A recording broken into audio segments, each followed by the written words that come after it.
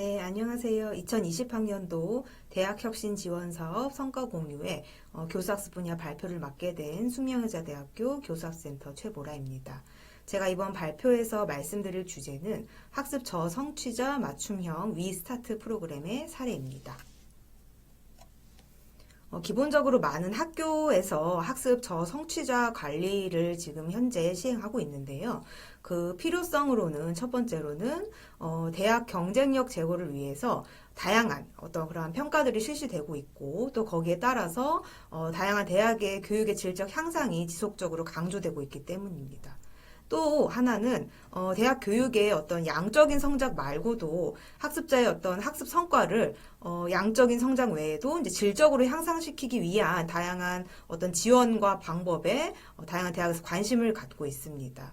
세 번째로는 학업 성취라는 것은 대학생들에게 하나의 일부분이라고 볼 수도 있겠지만 사실은 굉장히 중요한 스트레스 요인이기도 하기 때문에 이 학업 성취라는 것 자체가 대학 생활에 굉장히 중요한 영향을 미치는 그런 변수가 될 수 있기 때문에 또 마찬가지로 학습 저성취자의 관리의 필요성으로 이야기될 수가 있겠고, 마지막으로 이 학업 성취라는 것 자체가 개인의 자아 개념 그리고 자아 정체감 형성에까지 영향을 미칠 수 있는 중요한 하나의 요인이 될 수 있기 때문에 다양한 대학에서 이런 학습자의 학업 성취 그리고 이런 학습의 저성취를 보이는 학생들의 관리에 조금 더 적극적으로 나서고 있는 현실입니다.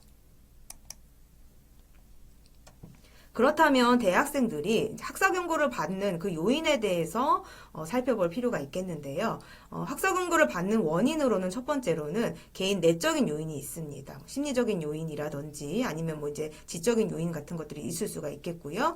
인지적인 요인 같은 것들은 이제 학습의 어떤 방법이라든지 또는 전략이라든지 이러한 것들에 대해서 제대로 활용하고 있지 못한 그러한 경우도 있습니다. 세 번째로 행동적 요인이라는 것은 우리가 이제 학습자들이 학습하겠다는 마음도 먹고 그다음 다양한 전략도 알매도 불구하고 그것을 실제 수행에 옮기기까지 굉장히 많은 시간이 걸립니다. 그래서 그러한 것들은 이제 계획을 잘 세우지 못한다거나 아니면 실제 수행에 옮기기까지 무언가 이렇게 주변에 어떤 도움을 요청하는 그러한 것들의 부족함을 느끼는 경우들인데요. 이러한 것들도 역시 마찬가지로 학사 경고의 요인이 될 수가 있겠습니다. 마지막으로는 환경적 요인이 있을 수가 있습니다. 가정 환경 그리고 혹은 대학 생활에 적응이 잘 되지 않아서 학교 환경으로 인해서 이 학업이 잘 되지 않는 그러한 현상도 발생할 수 있습니다.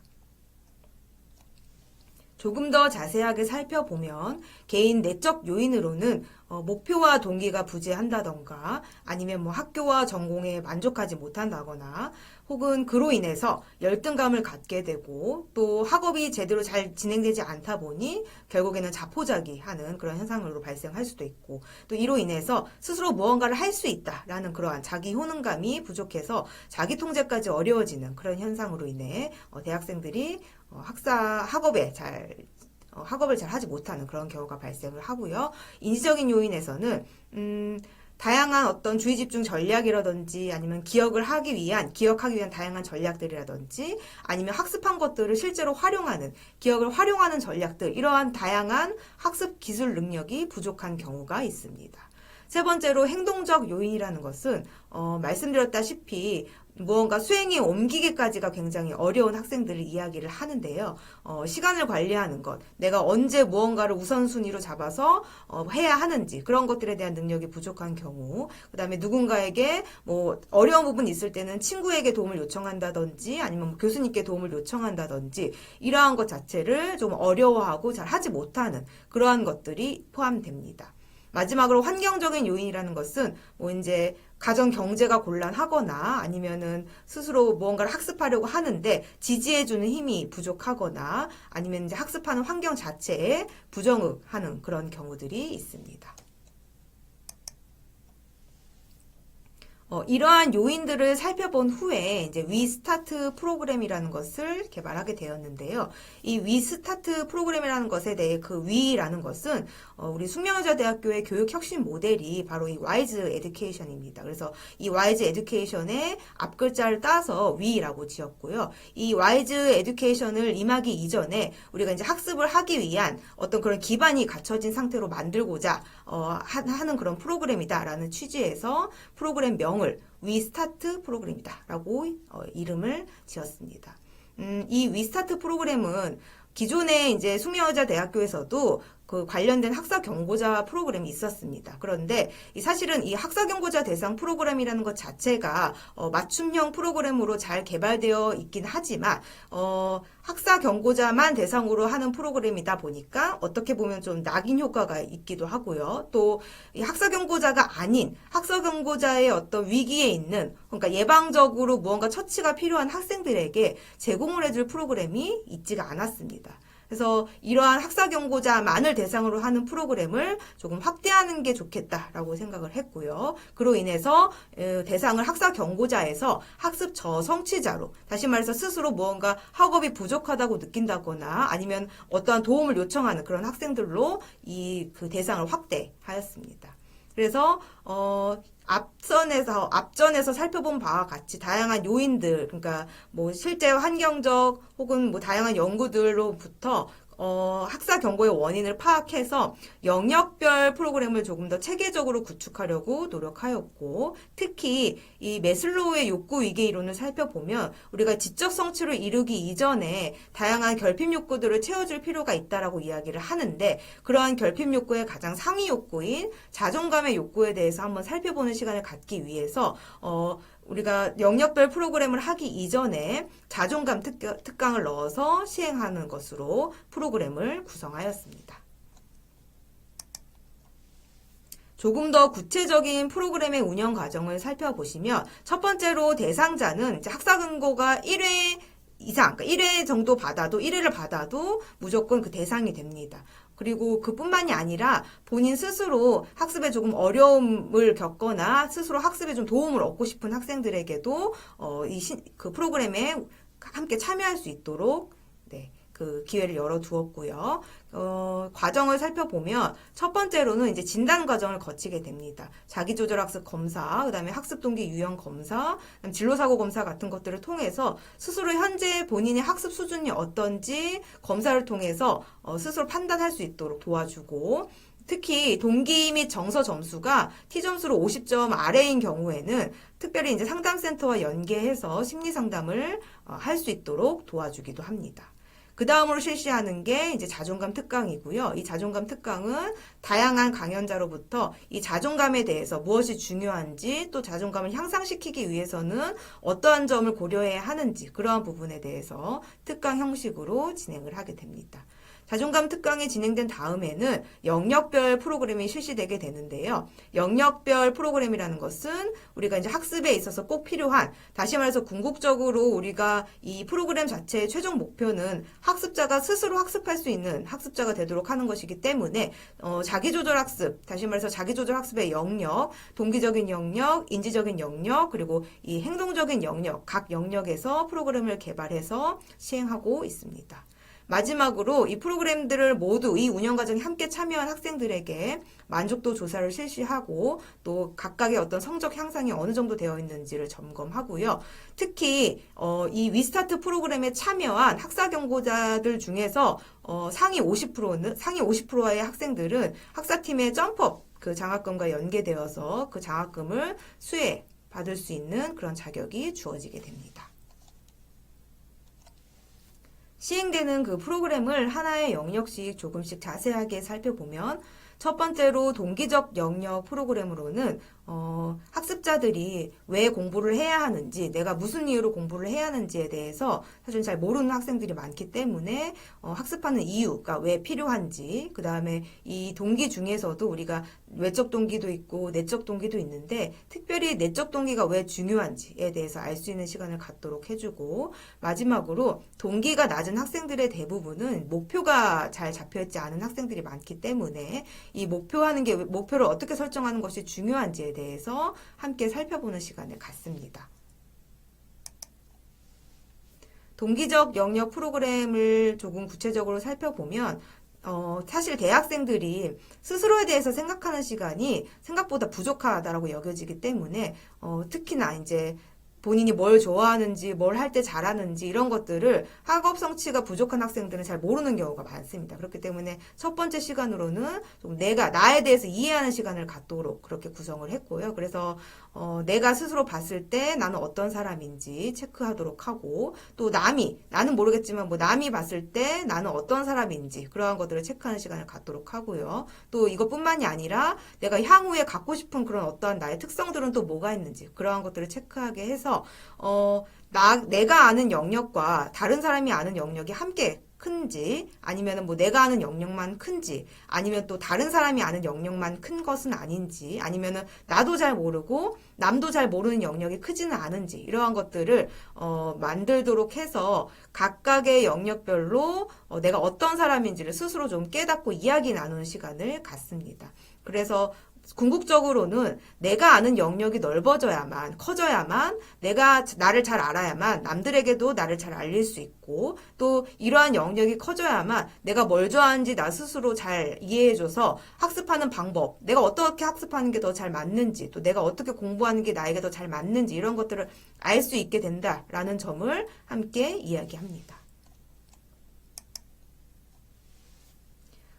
그리고 또 하나는 우리가 흔히 동기다 이야기를 하는데 동기가 과연 무엇인지 또 동기에서 중요한 것이 무엇인지에 대해서 함께 아는 시간을 갖도록 합니다. 우리가 흔히 이야기하는 외적 동기와 내적 동기는 무엇인지 그리고 이 외적 동기와 내적 동기에 연관되는 평가 목표와 학습 목표는 또 무엇인지에 대해서 아는 시간을 갖도록 하고요. 사실 우리가 흔히 많이 들어봤던 이야기들이긴 하지만 대학생들한테 이러한 것들을 구체적으로 설명해주는 시간이 학교 수업 시간에서는 별로 없기 때문에 이러한 것들에 대해서 이야기를 하면서 외적 동기가 갖고 있는 어떠한 한계점 그리고 내적 동기가 갖고 있는 어떠한 그 장점 이러한 것들을 함께 이야기 나누는 시간을 가지면 학생들 스스로 내적 동기가 왜 중요한지를 알게 되고 또 내적 동기를 좀 더 지향하려는 그런 어떤 목표를 설정할 수 있도록 도와줄 수가 있습니다. 그리고 또 하나 동기에서 중요한 게 사실 우리가 무언가를 이제 수행하려고 노력을 하다 보면 중간중간마다 방해물도 나타나고 이제 실패를 경험할 수 있는데요. 그럴 때마다 우리가 어떻게 그러한 것들을 극복해 나가야 하는지에 대해서 이야기를 나눕니다. 그것을 우리가 이제 귀인 이론으로 이야기를 하는데 내 안에 힘이 있고 또 얼마든지 통제가 가능하고 또 변화가 가능한 그러한 요인이 바로 노력이다. 그렇기 때문에 내가 멍청해, 나 멍청해서 못할 거야, 나 이제 더 이상은 안 돼 이렇게 생각하는 게 아니라 내가 조금 덜 노력했구나. 내가 시간을 조금 덜 투자했구나. 이러한 어떤 생각만으로도 충분히 미래를 바꿀 수 있다는 것에 대해서 이야기를 나눕니다. 그래서 내가 실패를 했을 때 그냥 거기서 끝나고 내 능력만 탓하기보다는 내가 여기서 어떠한 점을 잘못했는지 또 무엇을 바꾸면 변화가 가능한지 이런 것들을 생각할 수 있도록 도와주는 것. 그래서 그걸 바탕으로 내가 이제 학업에 대해서 실패를 했으면 내가 어떤 부분에서 좀 실패를 했는지 어떤 영역을 조금 더 내가 잘 나아가고 더 노력하면 내가 극복이 가능한지 이런 것들에 대해서 함께 이야기하는 시간을 가집니다. 그 다음으로 이제 살펴보는 게 인지적인 영역인데요. 인지적인 영역은 이제 학습적 전략과 학습 방법과 연관되어 있는 부분입니다. 해서 주의 집중력 훈련, 그 다음에 기억하기 위한 전략들, 그리고 이제 기억을 활용하기 위한 초인지 전략의 방법에 대해서 함께 살펴보는 시간을 갖습니다. 첫 번째로 이제 이것도 마찬가지로 학생들에게 그냥 이게 중요해요, 이거 아세요라고 하는 것보다는 왜 이게 중요한지에 대해서 이제 설명하는 시간을 갖는데요. 처음으로는 정보 처리 과정에 대해서 이야기를 합니다. 우리가 외부로부터 들어오는 정보를 받아들일 때 그냥 받아들이는 게 아니라 이 각각의 저장소를 거치게 되고 각각의 저장소를 거치게 될 때 각각의 감각 등록기나 단기 기억 같은 경우에는 굉장히 짧은 시간 동안밖에 정보를 잡고 있을 수 없기 때문에 장기 기억으로 정보를 넘겨줘야만 학습이 잘 이루어진다. 그리고 이 장기 기억에 잘 정보를 저장시키기 위해서는 감각 등록기에서 단기 기억으로 넘어갈 때는 집중해 주는 게 필요하고, 단기 기억에서 장기 기억으로 넘겨줄 때는 우리가 기억하는 다양한 전략들을 활용하는 게 필요하고, 또 하나 중요한 것은 우리가 장기 기억에 잘 저장되어 있는 정보를 앞에 그러니까 선수 지식을 잘 정립해 두면은 나중에 들어오는 정보들을, 그러니까 나중에 들어오는 어떤 학습 내용들을 잘 학습하는 데 도움이 되고, 그때 필요한 게 작동 기억이고 작업 기억이다라고 이야기를 해줍니다. 그리고 그때 필요한 게 바로 이 인출하기 위한 다양한 노력들이다라고 이야기를 해주면서 이 세 가지가 중요하다라고 이야기를 해주는 거죠. 주의 집중 전략, 그다음 부호하기 위한 기억 전략, 그리고 인출하기 위한 기억 활용 전략. 이 세 가지가 중요하기 때문에 인지 부분에서는 이 세 가지에 대해서 배울 것이다 라고 이야기를 하고 프로그램을 진행합니다. 해서 첫 번째로는 나의 주의 집중 시간 정도가 어느 정도인지를 체크하는 시간을 먼저 갖도록 하고요. 그걸 바탕으로 다양한 주의 집중 전략에 대해서 살펴보는 시간을 가집니다. 기억하기 위한 전략들도 실제로 학생들이 알고 있을 수는 있지만 무엇이 있는지를 한번 살펴보는 시간을 갖는데요. 특히 이 시간에서는 맨 처음에 이렇게 단어를 주면서 1분 동안 기억을 해보도록 합니다. 학생들이 이제 얼마만큼 외웠는지를 체크를 하고 그 다음에 다양한 기억하기 위한 전략들을 알려줍니다. 알려준 다음에 똑같이 이렇게 같은 숫자의 이 퍼즐을 제공을 한 다음에 단어를 제공한 다음에 이 단어를 외워보세요 라고 이야기를 합니다. 그런데 그때는 그냥 외우는 게 아니라 뭐 이제 범주화의 방법을 한번 써서 외워보세요 라고 이야기를 합니다. 그러면은 이전에 외웠던 수에 비해서 대체로 훨씬 수가 증가하고요. 그게 아니더라도 뭐 이전에 그 외웠던 수랑 비슷한 어떤 수가 나오기도 합니다. 이때 뭐 이전에 외웠던 어떤 전략을 뭘 사용했는지와 그리고 지금 이제 범주화의 방법을 사용했을 때 어떤 그 차이점에 대해서 이야기를 나누는데요. 실제로 범주화의 방법을 사용하지 않았던 학생들이 범주화의 방법을 사용하면 외우는 개수가 훨씬 늘어나게 되고요. 혹은 범주화의 방법을 이전에도 사용했던 학생들이 물론 있습니다. 그런데도 이후에 범주화의 방법을 한번 써보세요 라고 한 다음에 그 외웠을 때 훨씬 그 개수가 늘어나는 학생들이 있습니다. 그 이유가 우리가 공부를 할 때 하다 보니까 어떤 전략을 쓰는 것보다 내가 이거 공부할 때는 이 전략 써야지 라고 하고 공부하는 게 훨씬 더 도움이 된다. 다시 말해서 내가 어떤 인지 전략을 쓸지에 대해서 미리 계획하고 학습하는 게 훨씬 도움이 된다라는 것을 알려주는 하나의 예가 된다고 이해를 시켜줍니다. 그러니까 그냥 이거 이렇게 돼요, 좋아요 라고 하는 것보다 이런 식으로 스스로 터득하고 체험하게 해서 학습을 이것의 중요성에 대해서 깨닫도록 도와주는 그런 프로그램입니다. 마지막으로 인지 전략에서는 이제 초인지 전략까지 활용할 수 있는 방법, 그러니까 기억을 활용하기 위한 다양한 방법들이 뭐가 있는지에 대해서 살펴보는 시간을 갖습니다. 조직화, 정교화, 시연의 각각의 예는 뭐가 있는지 같이 이야기 나눠보고 실제 학습 내용에 어떻게 적용시킬 수 있는지에 대해서 살펴봅니다. 그리고 이러한 모든 인지 전략을 초인지 전략, 다시 말해서 스스로 내가 어떤 전략을 쓸지 계획을 세우고 또 내가 이 계획이 잘 맞는지 아닌지 점검하고 잘 맞는다면 계속 쓰고 잘 맞지 않는다면 방법을 바꿔보는 그러한 전략을 스스로 활용할 수 있도록 도와주는 방법까지 상세히 함께 이야기를 나눕니다. 마지막으로 행동적 영역 프로그램의 구성을 살펴보면 첫 번째로는 이제 실천적 목표가 무엇인지 아는 것. 다시 말해서 이제 내가 가져야 하는 그런 진로가 무엇인지 그런 것들에 대해서 살펴보는 시간을 갖고 두 번째로 이걸 바탕으로 중장기 목표.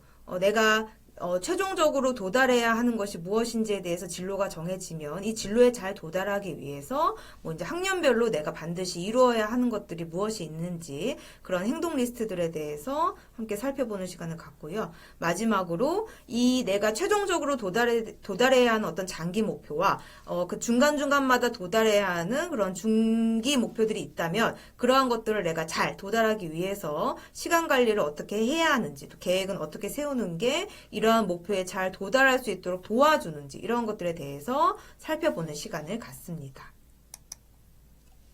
해서 우리가 흔히 이제 계획을 세울 때는 어떤 세부적인 계획을 잘 세워야 최종적인 목표에 도달한다라고 이야기를 하는데, 이 프로그램은 역으로 내가 최종적으로 도달해야 하는 것이 무엇인지를 좀 구체적으로 생각을 하다 보면은 거기에 맞춰서 해야 하는 것들의 리스트들이 나올 수가 있다라는 거죠. 그래서 그 리스트들이 나오게 되면 그 리스트들을 바탕으로 지금 내가 당장 해야 하는 게 뭐가 있는지 역으로 추출하는 그런 과정을 거치도록 합니다. 해서 내가 최종적으로 도달해야 하는 직업, 뭐가 있는지, 또 그걸 왜 하고 싶은지, 내가 현재 갖고 있는 강점은 또 어떻게 활용할 수 있는지에 대해서 좀 구체적으로 작성을 하도록 하고요. 그 다음에 취업하고 싶은 기업들, 하나만 정하는 게 아니라 여러 개, 구체적으로 어떤 부서에 어떤 직무에 가고 싶은지, 그리고 거기에서 할 수 있는 일들은 무엇이 있는지, 또 그러한 부서와 직무에서 요구하는 자격 요건들은 무엇이 있는지, 이런 것들에 대해서 좀 구체적으로 알아볼 수 있도록 합니다.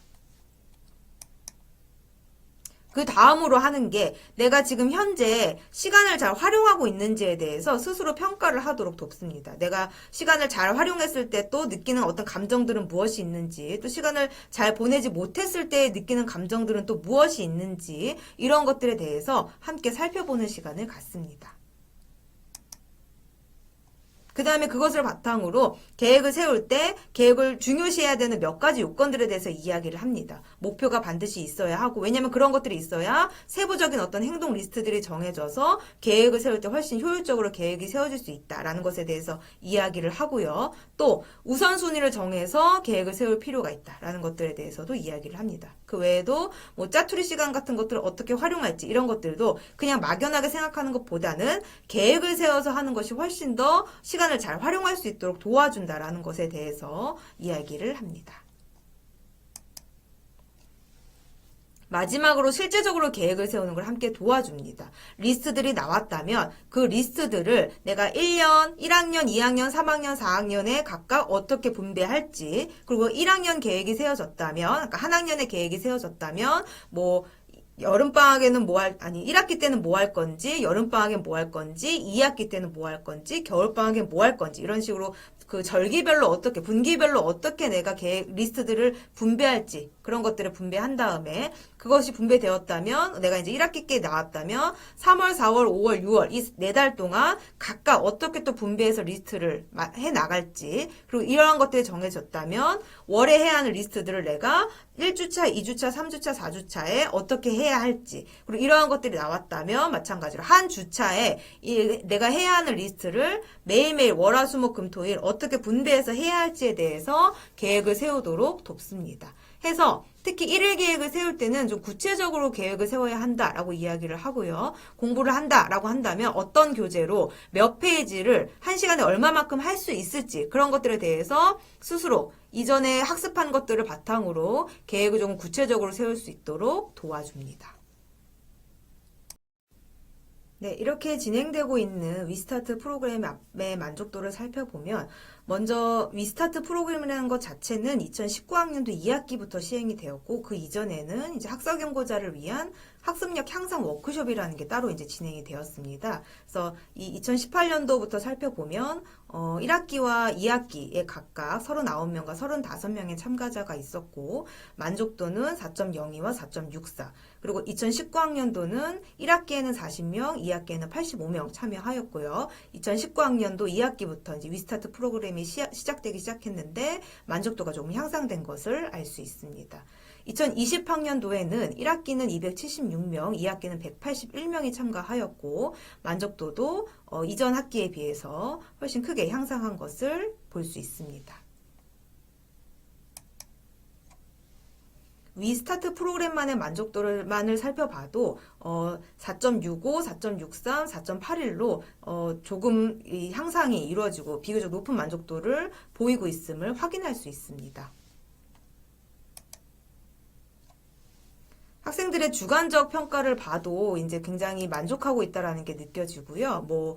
특히 이제 자존감 특강 같은 경우에 자존감에 대해서 생각해보는 계기를 갖게 되었다. 그리고 이제 자존감이 낮은 사람에게 어떤 방법으로 자존감을 높일 수 있는지에 대해서 알 수 있는 그런 시간이었다. 그리고 내가 무엇을 하고 싶은지 알 수 있는 또 그런 시간이었다라는 그런 점에서 학업 성취가 학습자가 학습에 잘 수행할 수 있도록 도움을 주는 그런 특강이 되었다라고 볼 수 있습니다. 또 그 프로그램 사항도 마찬가지로 뭐 이미 알고 있는 내용일 수도 있지만 조금 자세하게 배경 지식 같은 것들을 쌓아가는 데 있어서 도움이 되었다. 그리고 효율적인 학습 방법을 아는 데 있어서 굉장히 도움이 되었다라는 의견들 있었고요.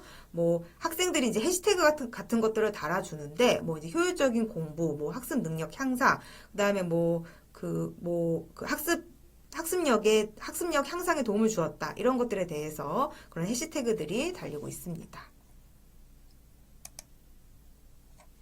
이 위스타트 프로그램을 바탕으로 이제 사전 사후 검사를 시행해 봤는데요. 자존감과 자기조절 학습과 학습 몰입을 가지고 프로그램 시행 전과 프로그램 시행 후에 평균 점수를 비교해 봤을 때 2019학년도 2학기부터 자존감과 자기조절 학습, 학습 몰입이 향상되었음을 확인할 수 있었습니다. 2020학년도 1학기도 마찬가지로 자존감, 자기조절 학습, 학습 몰입 모두 향상되는 효과를 찾아볼 수 있었고요. 마지막으로 2020학년도 2학기도 역시 마찬가지로 자존감과 자기조절 학습, 학습 몰입에 있어서 전반적으로 학습자들의 능력이 향상됨을 확인할 수 있었습니다. 학업 성취도 역시 마찬가지로 학습자들이 대부분 향상되는 효과를 보였고 특히 이 위스타트 프로그램에 참가한 학사경고자 학생들은 전원이 모두 다 학사경고를 탈출하는 그런 효과를 볼 수 있었습니다. 이 위스타트 프로그램을 통한 효과를 살펴보면 첫 번째로는 스스로에 대해서 알 수 있는 기회를 제공해줬고 두 번째로는 목표를 찾는 그런 시간들을 통해서 진로를 어떠한 것들을 내가 할 수 있는지 생각해 볼 수 있는 시간을 갖게 도와주고 이로 인해서 내적 동기를 부여해 줄 수 있었습니다. 또 인지적인 영역 프로그램을 통해서 학습 방법을 습득할 수 있도록 도와주었고 또 행동적인 영역 프로그램을 통해서 계획이 왜 중요한지 그리고 어떻게 시간을 잘 효율적으로 활용할 수 있는지 그리고 내가 공부를 잘 하기 위해서는 환경 조성이 굉장히 중요하고 또 어떻게 환경을 조성하는 것이 나에게 도움이 되는지 이러한 것들에 대해서 살펴보는 시간을 가질 수 있었습니다. 궁극적으로 이러한 프로그램들을 통해서 학습자는 성적이 향상되었고 또 학사경고자는 전원 학사경고를 탈출할 수 있었습니다. 뿐만 아니라 효과 검증을 통해서 참여한 학생들의 자존감과 자기조절 학습 능력과 또 학습 몰입이 향상되는 것을 확인할 수 있었습니다. 위스타트 프로그램 자체는 기존의 학사경고자 프로그램이 갖고 있었던 어떤 그런 처방적인 처치의 효과에서부터 조금 그 대상을 확대시켜서 예방적 처치의 효과까지도 기대하는 그런 프로그램으로 운영 중에 있습니다. 뿐만 아니라 그냥 단회성 프로그램으로 끝나는 것이 아니라 학습자가 사후 관리를 통해서 학습자가 어떤 학습의 정상 궤도에 오를 수 있을 때까지 계속 추후에 관리를 해주고 있습니다. 이것으로 저의 발표를 마치도록 하겠습니다. 들어주셔서 감사합니다.